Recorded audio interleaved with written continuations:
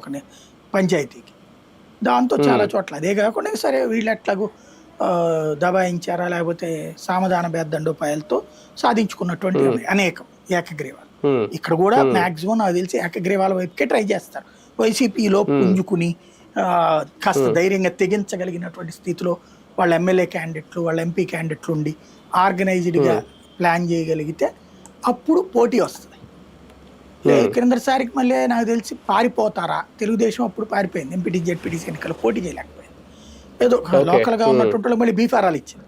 మేము పోటీ చేయట్లేదని అధికారికంగా ప్రకటించింది, బీఫారాలు ఇచ్చింది. ఎట్లా ఇస్తుంది బీఫారాలు అంటే చేస్తామనే వాడికి ఇచ్చి పోటీ 70-80% చోట్ల చేయలేకపోవడానికి కారణం మేము బాయ్కాట్ అని చెప్పి. బట్ పంచాయతీ అప్పటికున్నది పోనీ ఏ ఎన్నికల అధికారం అనడానిక వీళ్ళు పెట్టే అధికారం ఉంది కాబట్టి అక్కడ వాళ్ళు పారిపోయారన్నదే వస్తుంది. అలా కాకుండా అధికారి ఏదో తప్పు చేస్తున్నాడు, ఇప్పుడు ఫర్ ఎగ్జాంపుల్ నీలం సాహని ఉందనుకుంటే అనొచ్చు. ఆ రోజున వీళ్ళ మనిషే కదా ఉంది నిమ్మగడ్డ రమేష్ కుమార్, కాబట్టి ఏమీ వర్కౌట్ కాలేదు. అలాగే మున్సిపల్ కార్పొరేషన్లు జిల్లా పరిషత్తుల్లో మున్సిపల్ కార్పొరేషన్ ఎన్నికల్లో భారీగా దెబ్బతింది. అక్కడ 3 వచ్చినాయి కదా.